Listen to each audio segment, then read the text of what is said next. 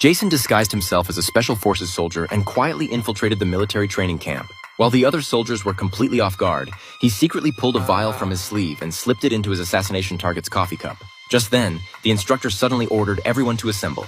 John, wanting to warm up, quickly downed his coffee in one gulp before heading out for training with the team. However, they hadn't gone far when John began feeling increasingly unwell. Within minutes, his limbs started losing strength, and he collapsed from poisoning, dying right there on the training ground. The next day, this accidental freezing death incident made headlines across major news outlets. Behind it all was the retired professional assassin Jason. Originally, Jason had been living a peaceful, happy life with his girlfriend Mary, until a sudden letter shattered their tranquility. The letter brought devastating news. His old partner Mike had been kidnapped. Mike was his most trusted brother who had once saved his life in a critical moment. Learning that his brother was in danger, Jason was filled with rage. Following the clues in the letter, he went to the specified location and entered a room where a desert chieftain was waiting for him.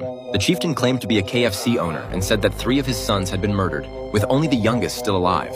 He swore to avenge his dead sons, so he kidnapped Mike to force Jason to eliminate the killers for him.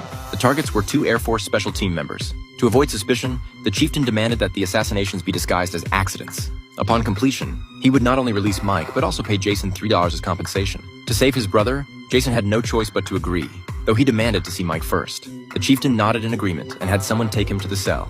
After confirming Mike was unharmed, Jason planned to escape with him immediately. He asked for water as an excuse, and when the guard brought it, he suddenly knocked him unconscious. But just as the 2 rushed out of the cell, they were blocked by the chieftain's youngest son. With no way out, Jason decided to proceed with the plan. He contacted 2 reliable friends and promised that if they helped rescue Mike, the entire $3 would be theirs. Faced with this fortune, both men immediately agreed. Jason's first target was named Paul. After nightfall, he quietly infiltrated Paul's mansion, pried off a tile in the bathroom, sharpened it into a makeshift hammer, squeezed body wash on the floor, and pulled the shower curtain to create a trap. Then he lured Paul into the bathroom and struck his head with the hammer, ending his life cleanly and efficiently. The next day, news reported that a man had accidentally slipped and died at home. The chieftain was very satisfied upon hearing the news, while Paul's comrade Sean also saw the news. His friend's death seemed suspicious to him. He recalled that the 2 killers who had murdered the chieftain's sons years ago were both his own comrades. Meanwhile, Jason found his final target, Tony.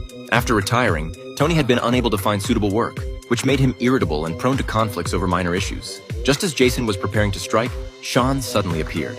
He had been secretly protecting Tony. To avoid alerting them, Jason had to temporarily retreat. Back at base, they devised a detailed action plan. Jason arranged for his teammate to lure Tony out under the pretense of a job interview while installing jamming equipment on a water truck. The next day, when Tony drove out of the warehouse, the water truck also emerged. His teammate quickly followed, remotely controlling the truck while providing intelligence on Tony's vehicle location. Jason controlled the overall situation from behind. When the time was right, his teammate activated the device, causing the water truck to suddenly lose control and crash directly into Tony's car.